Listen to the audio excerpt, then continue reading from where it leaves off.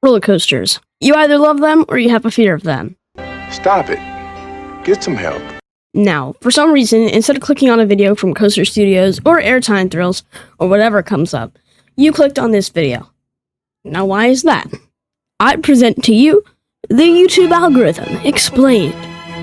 Wait a minute. I'm reading the wrong script. Sorry about that. You clicked on this video, so if you're still watching, dang, my retention is low. If you're still watching this, I gotta try to make this a good video. Alright, let's see if I succeed. I present to you the top 30 coasters in the world, spring 2026, close to summer 2026. According to Captain Coaster, of course, because I have a wimpy 34 credits.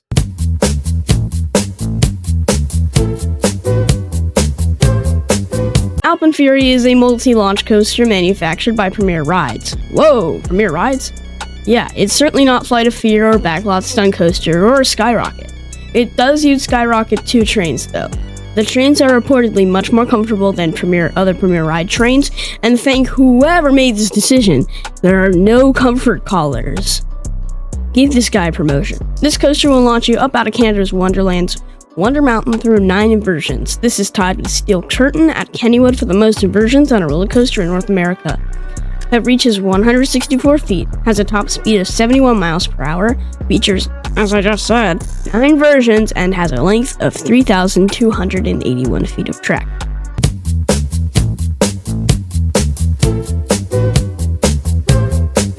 Hyperion is an Intamin mega coaster at Energylandia in Zadar, Poland, and is kind of peculiar. First of all, it has 4 seats per row like a B&M, and they give you goggles when you're sitting in the front row! Someone correct me in the comments, but you don't need to wear goggles when it's sitting in the front row on a coaster that goes less than 100 miles per hour, right? Oh, and it's been sponsored by Pepsi.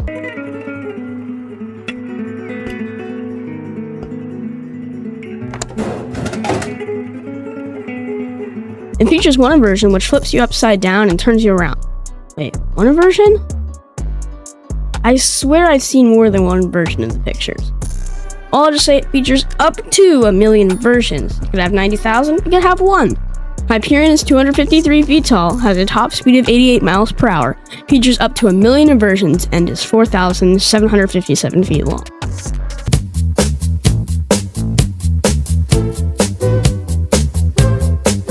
Helix at Liseberg is a Mack Rides launch coaster that has a terrain layout and is jam-packed with inversions. It is 135 feet tall, has a top speed of 60 miles per hour, features 7 inversions, and has 4,531 feet of track.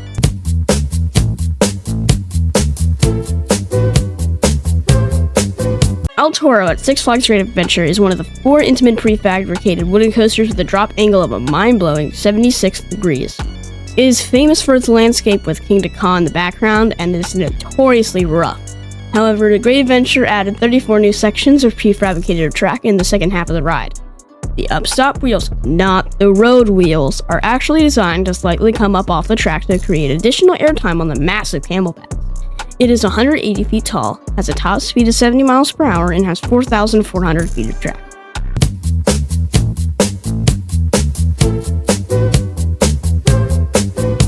Terran at Phantasialand is an Intamin multi-launch coaster and features a story-driven theme of Klugheim. It is known for its powerful launches but lacks airtime and has dead spots. It reaches 98 feet in the air, has a top speed of 73 miles per hour, and has 4,331 feet of track.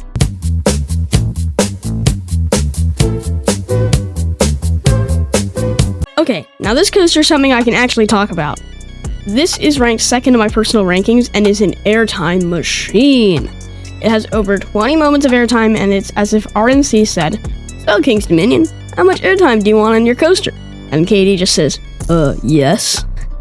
And bam, you got 3 back-to-back camelback hills. The coaster has no dull spots and will always keep you from being able to sit back during the ride. It's so painful, but in a good way. I have no idea how it can be in a good way, but it just does. It may seem like one of the weaker RMCs, but it is far from weak. It's nicknamed a Mini Steel Vengeance for a reason after all. You just have to ride it to understand it. This ride is 112 feet tall, has a top speed of 67 miles per hour, features 3 inversions, and has 3,360 feet track.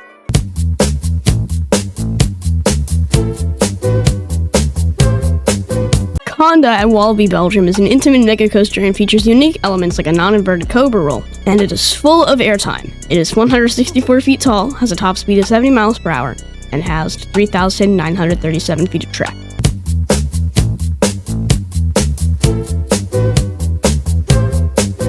Wildfire is an RMC topper track coaster at Kolmarden in Sweden. It's considered one of the best RMCs, but here's what's really crazy. Kolmarden is in a zoo. Now you're probably scrolling down to the comments to say that other zoos have roller coasters too, but they're small coasters. Wildfire is an RMC. I find it insane that a zoo would buy a roller coaster, but whatever. Wildfire utilizes the terrain to create an airtime-filled layout. It's 184 feet tall, has a top speed of 70 miles per hour, features 3 inversions, and has 4,150 feet of track.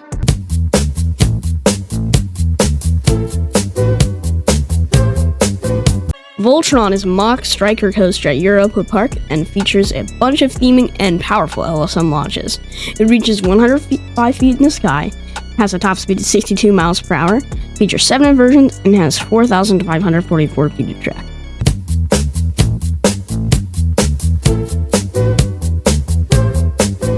Tititus is an intimate blitz coaster at Park at Streaks and features a swing launch and a top hat. You go through some bunny hops and then get slammed into the side of the train as you take a sharp turn into another launch of a top hat. But you don't make it up. Well, while you were going up the top hat, the sharp turn turned into a switch track! Well, the sharp turn is a switch track. You go backwards up into a vertical spike, then you hang there for, I don't know, maybe half a second? Then plummet down to the ground to go up the top hat and actually make it through the whole layout. Tititus is basically French Pantheon and with theming. Tititus is 167 feet tall, has a top speed of 67 miles per hour, features 3 inversions, and has 3,527 feet of track.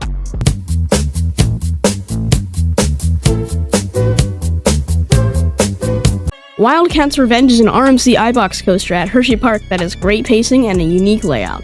It is 141 feet tall, has a top speed of 62 miles per hour, features 4 inversions, and has 3,511 feet of track.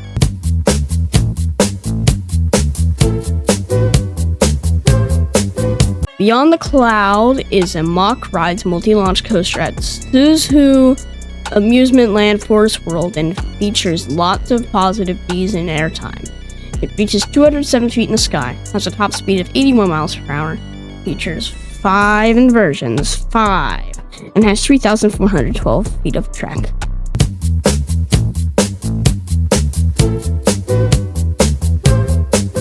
Untamed is an RMC iBox coaster at Walibi Holland that kind of reminds me of Twisted Timbers. Like other RMCs, it features lots of airtime and is pretty intense. It's 121 feet tall, has a top speed of 57 miles per hour, features 5 inversions, and has 3,560 feet of track.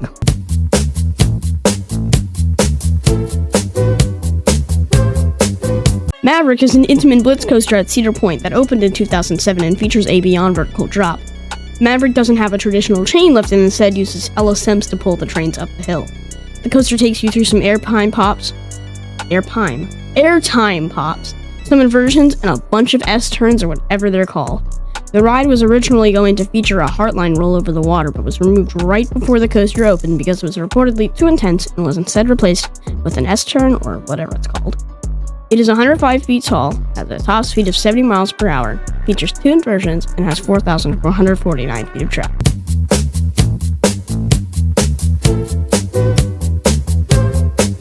Fury 325 at Carowinds. Wait, Fury 325 is at 16? Shocking. Just shocking.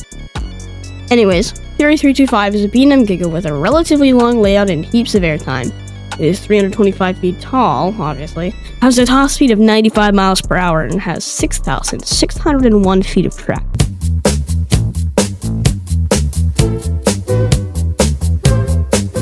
Batman Gotham City Escape is an intimate multi-launch coaster at Parque Warner Madrid and is most notable for its mini-ish top hat inversions. It is 148 feet tall, has a top speed of 65 miles per hour, features 4 inversions, and has 3,314 feet of track.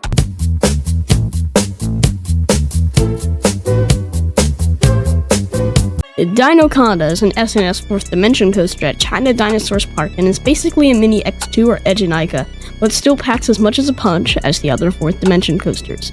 It is 249 feet tall, has a top speed of 80 miles per hour, features 3 inversions, and has 3,445 feet of track.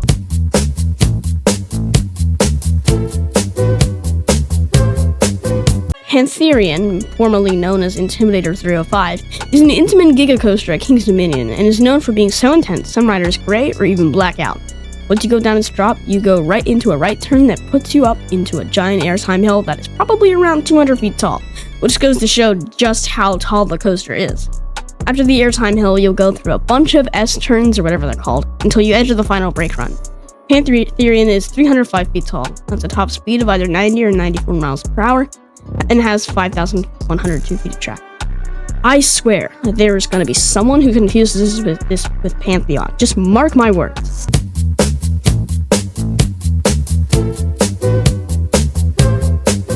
Stardust Racers Yellow is a mock ride, multi-launch coaster, and is one of the tracks for Stardust Racers Yellow and Green. The yellow track is considered to be the worst out of the two, and it is 135 feet tall, has a top speed of 62 miles per hour, has 1 inversion, and has 5,000 feet of track. 5,000 now. That's an even number. Nice.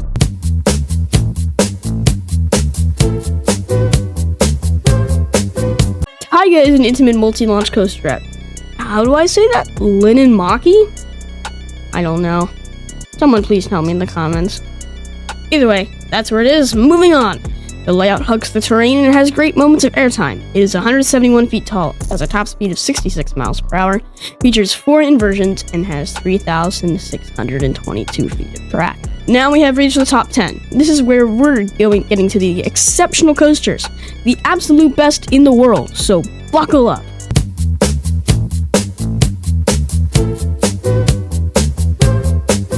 Hokuge is an RMC iBox coaster at Nagashima Spa Land and is massive. This is one of my bucket list coasters. I gotta go to Japan at some point. It is 180 feet tall, has a top speed of 67 miles per hour, features 3 inversions, and has 5,020 feet of track.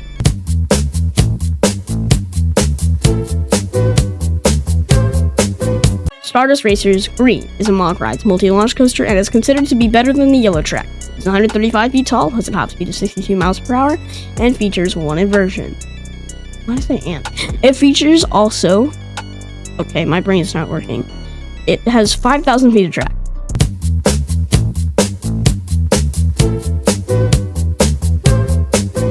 Air Force One is a ground-up RMC iBox coaster at Fun Spot Atlanta and is themed to flight and space exploration. It features the largest zero-G stall in the United States and has a signature element called the arcade roll. It's just a barrel roll above their arcade. It is 154 feet tall, has a top speed of 64 miles per hour, features 4 inversions, and has 3,399 feet of track. Could have just made it 3,400. Made the brake run a little bit longer, a station.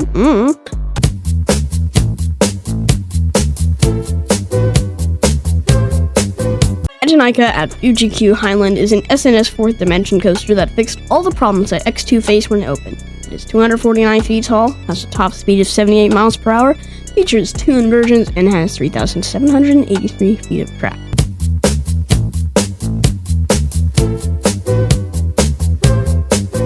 Ride to Happiness is a mock extreme spinner at Plopsaland, Belgium, and features multiple launches and many weird inversions and airtime health, all while you're spinning uncontrollably. It is 115 feet tall, has a top speed of 56 miles per hour, features 5 inversions, and has 3,019 feet of track.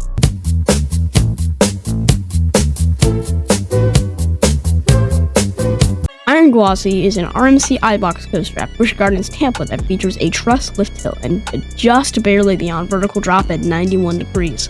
It is jam-packed with inversions and airtime and is the tallest RMC in the world at 206 feet and has a top speed of 76 miles per hour, has 2 inversions, and also has 4,068 feet of track.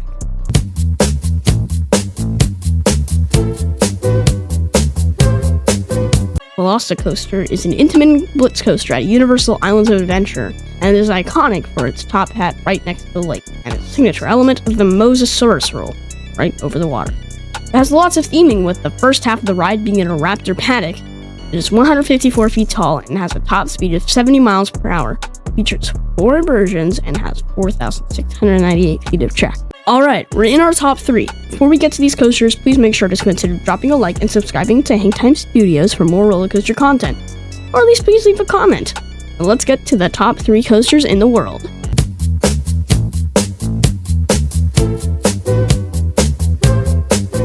Zadra is a ground-up RMC iBox coaster at Energylandia and features a truss lift hill and a steep drop with a giant zero-G roll.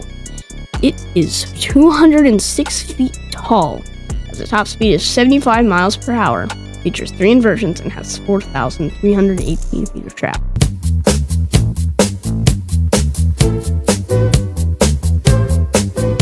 Steel Vengeance is an RMC iBox coaster at Cedar Point that has immense amounts of airtime and is insanely intense.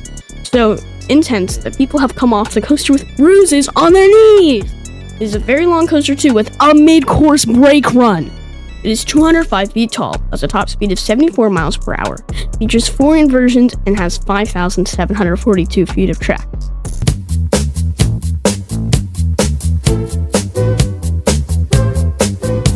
At the number 1 spot, we have Falcon Flights at Six Flags Qiddiya. Falcon's Flight is a record-breaking intimate multi-launch coaster at Six Flags Qiddiya in Saudi Arabia. Why did I just say it 2 times? Oh. It utilizes the terrain by diving off a cliff and has a giant airtime hill. It is also the tallest, fastest, and longest roller coaster in the world ever. It is 535 feet tall, has a top speed of 155 miles per hour, and has 13,944 feet of track. Thanks for watching. Make sure to consider subscribing or at least drop a like and or a comment to support the channel. Hopefully I can upload more regularly now, so see you in the next video.